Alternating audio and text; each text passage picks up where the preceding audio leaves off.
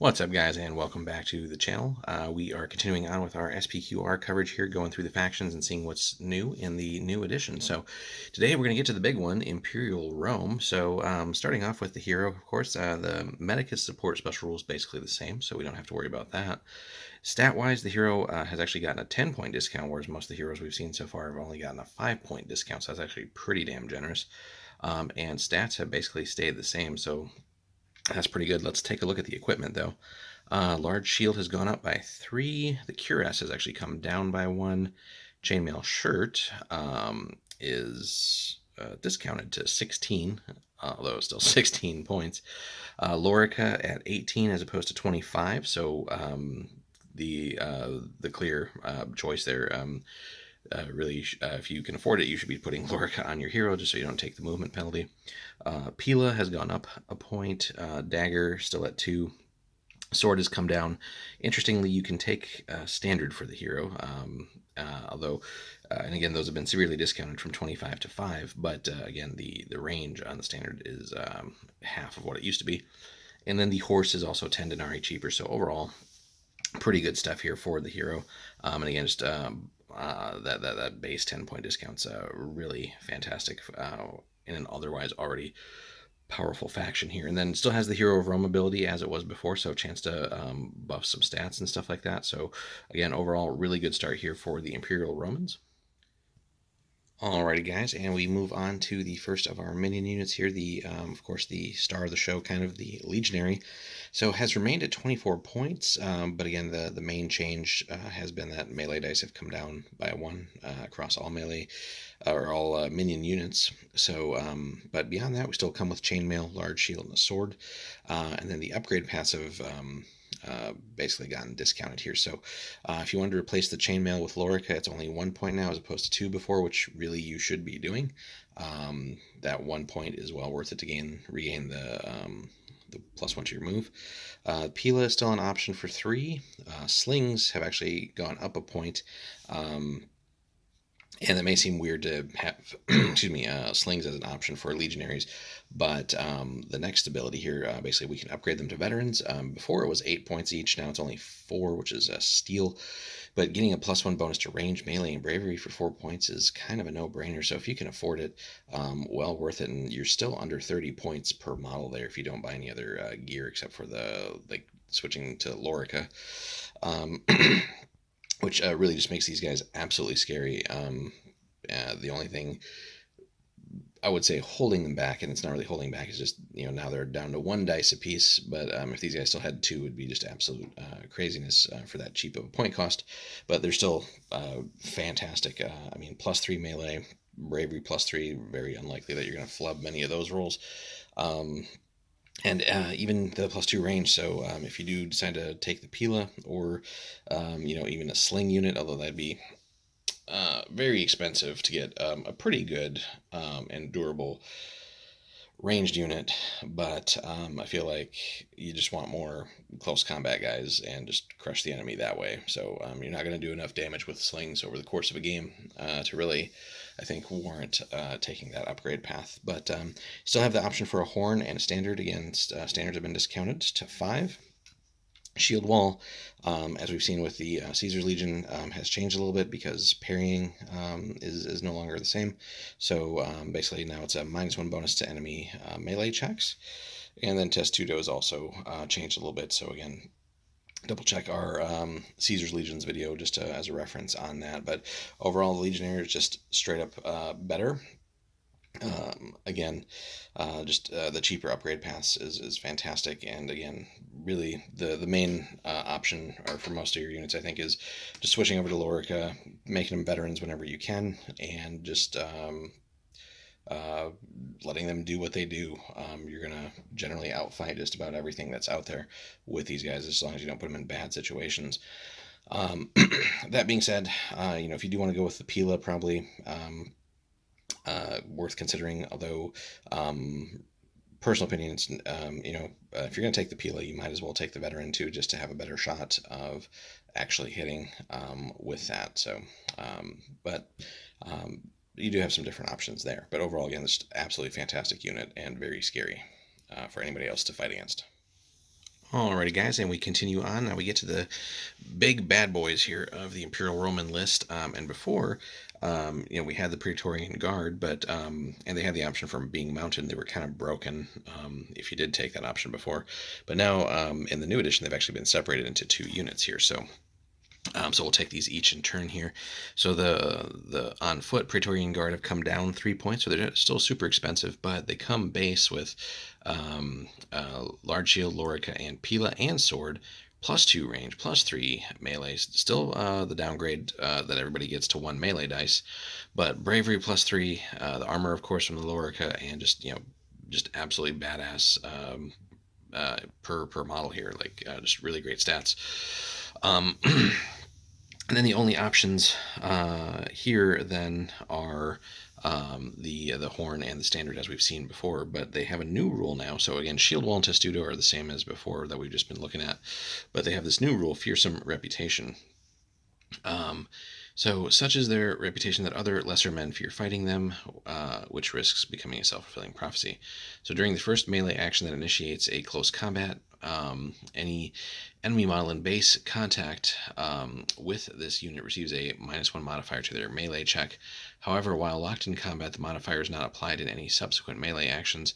Additionally, if the enemy unit also has fearsome reputation, it never suffers that modifier. So just another little buff for these guys. So again, you're already kind of fighting an uphill battle here just based on their stats, the lorica, the whole shebang here of the Roman Legionary, but taken to a new extreme here with the Praetorians and their stats. You got shield wall, you got testudo, and then now in that first turn, you're also going to have to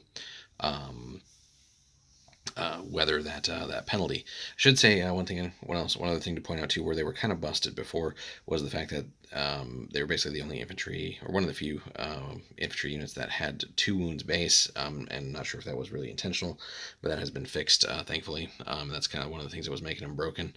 Yeah, 1 wound as they should have now. So again, super strong unit. Your legionaries are already fantastic with all the changes to the game, but if you can afford it, having a unit of these guys is just even icing on the cake. Praetorian Cavalry then, as again the former option of mounting the Praetorian Guard, but now it's just its own actual unit profile. For some reason, looks like somebody forgot to uncheck the font color here, so this should be black, but that's just funny. Stat wise, everything's still the same as their friends above, so good stuff there. Here they don't have lorica while they're mounted though, but that doesn't matter. Chainmail shirt, the horse, the large shield, long spear, and sword. So these guys are gonna be very nasty on the charge. And then just in subsequent rounds as well. Key thing to point out, just one thing where they, again, were kind of broken before, was when the horses also contributed armor. Horses no longer contributed armor, so the +3 is actually correct there, because that's just the armor of the chainmail. So before you had basically a virtually unkillable unit, super expensive, yes, but before you had all those stats, 2 wounds, like +4 armor essentially, and yeah, just good luck being able to kill them. So now things are a little bit more fair, and you're certainly paying a decent chunk of points for these guys. Again, their only options, which they really don't need anything else, are the horn and standard option here. So just a really great cavalry arm here that really will work as sort of supreme shock cavalry for you. So these guys can hang with basically everything else in the game. And just as part of that overall Roman list, you're not going to have necessarily a huge unit of these guys, unless this really is like your one big one-trick pony in that sense, as far as like just this is where all the firepower is coming from. But definitely a very good unit, and really is probably going to draw a lot of attention from the enemy. So let's move on. All right, we get into the sort of all the auxiliaries now that the Romans have, and again, this is where a lot of your quantity will come from, but also in some ways your main ranged abilities. One more thing to say, I guess, about the Praetorian Cavalry. Interesting that they didn't get the fearsome reputation rule, so we'll see if an FAQ maybe changes that. But not that they need it, but that would make them even scarier, which is probably why that was left off. At least we can assume. Anyway, so the auxiliaries have more than doubled in points. They were 8 points apiece. They are now 18. Again, stat wise, still the same. Just melee dice have come down. But for being, I don't want to use the word cannon fodder, which they're not. But for your lower end troops, they still come with chainmail shirts, large shield, and sword, which is pretty beefy. So their combat stats aren't going to be crazy, but they're still very well protected. Interestingly, we can replace the swords with short spears for 1 denarius apiece. Before, we actually just had the option to add short spears to their inventory at 2 apiece. So here now it's a choice between the spears or the swords. And again, spears do have especially the short spears have a much better function in this edition now with reach. And then the horn and standard options as before. So just a great supplemental unit. If you can't, if you're running out of points essentially and you can't afford that many more legionaries, or if you just want to go a little bit lighter on the legionaries and have some more of these guys, which are still pretty decent. It's just the main thing I think holding these guys back from being sort of a premier unit is just lack of melee +2, but overall just decent. And again, the armor will probably see them outlast or last longer in fights than they reasonably should in most cases, but no other special rules for these guys. The archers are really going to be your main range dealing unit here, because again, buying legionaries to upgrade them into ranged units with veterans, stuff like that, is a very expensive proposition when you could just get more of these guys. So auxiliary archers have also increased from 8 to 14. Stat wise, again, nothing crazy here. Before they ironically did also have 2 melee dice, but that's down to 1 as it should be. But this is probably in some ways the best archers in the game, just as far as durability. Usually archers just can't get any kind of protection, or it costs more than it's really worth. So the fact that these guys, they have a bow, the good old bow, but they have a chainmail shirt, and who cares about the movement penalty here? Your archers shouldn't necessarily have to move around too much throughout the game. You want to basically put them in a good spot so you can fire twice a turn, and then let them do their thing. So interesting. You could buy swords if you wanted to. That has gone up a point to 4 apiece, and really sort of transform them into pseudo just regular auxiliary guys, like above, just no shields or anything like that. But a really cool and kind of tough archer. But again, don't put them in situations where they're going to have to really depend on their close combat abilities to survive. It's not going to be a good day. Horn and standard as options as usual there. And then finally the auxiliary cavalryman. So a bit of a discount cavalryman here. Again, melee dice have come down, but everything else is the same in the way it should be. So chainmail shirt, horse, large shield, and sword. We do have the option to now replace the swords with spears for 1 denarii apiece. Again, before we could just add them if we wanted to. And I should say these guys have gone up 5 points. They were 25 before. They are now sitting at a solid 30, guys. Interestingly, here we can replace horses with camels for free now, whereas before that cost us points. So that's an interesting option there.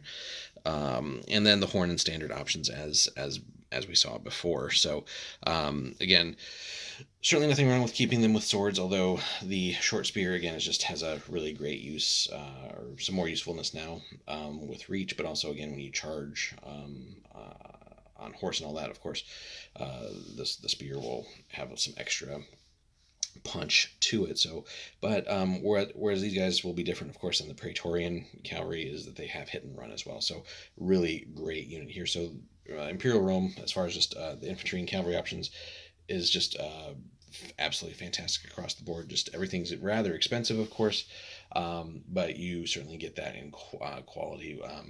Now, all the auxiliaries aren't going to blow you away with like their fighting prowess, but the fact that all these guys are rocking chainmail means you're going to really have to hope to push more damage through, and then hope that the enemy that the Roman player fails their armor saves, and having a +3 to armors pretty good all around. So we got one more thing to look at before we get into the heroes, and that's of course the Scorpion. So we'll be right back.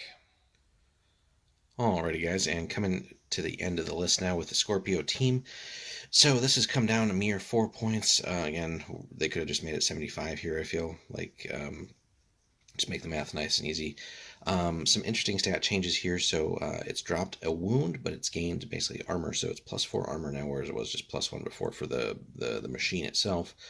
The Legionaries are basically still the same, except of course they've dropped a melee dice. But other than that, basically what they were. And just as with the Caesar's Legions one, basically exactly the same rules, same purpose. It's just I've just not been a fan of that unit. I feel like it just needs a steep discount to really be much more useful. I guess it's nice if you're shooting at like large things.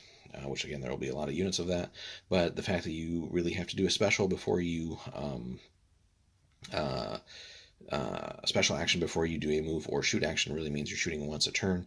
And if you miss out on any turns by having to move, well, again, there's only so many turns in the game. And, how much damage are you really going to inflict with this thing?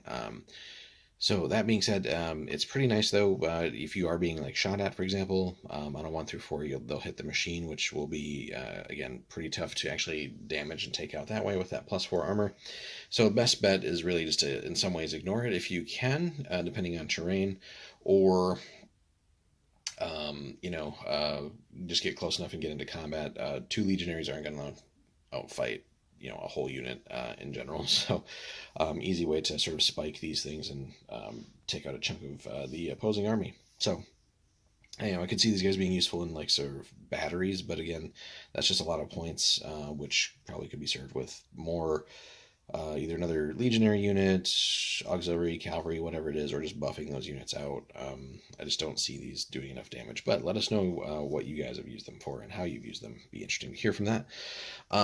The mercenary list is still the same, so Britain, Gaul, Germany, Iberia, and then all the special mercenaries as well. So good stuff there. And then we'll turn to the characters in just a second. Alrighty, guys, taking a look at the heroes of legend here for Imperial Rome. So, starting off with Germanicus, he has seen a good points discount here, 45 points cheaper to 105. Stat-wise, though, he is, let's see, I think he's basically the same, right? Yep. And again, the 4-inch move is pretty rough there. Just he's going to be super slow because he's rocking that cuirass, but easy way to alleviate that is to actually put him on a horse, which is 10 points cheaper. He does still have, let's see, Darting Blade, Lethal Blade, Light Foot, Motivation, Quick Dodge, Wall of Iron, and Well Planted, which, or Well Planted now is, I think, Sure Footed. So just a name change there, I do believe, but we'll cover that when we cover the talents. And let's see if Beloved by All is basically still the same. Yes, so that is unchanged there. So again, just a pretty good character overall. Germanicus definitely can do some work, and only the +2 melee, but that's still hitting on 4s. But the 4 melee dice make him pretty scary, and he can definitely do some work, carving up lower level heroes and things like that. So Tiberius, interestingly, whereas just about every hero has gotten cheaper, Tiberius has actually gotten more expensive, boys and girls. So he was 125, he's now 144. Again, another one of those wonky points totals. Just make him 145. It's just easier to remember things in multiples of 5, I feel. So also, again, slowed down with the cuirass, but again, we could mount him for 20 as opposed to 30. Good stats there.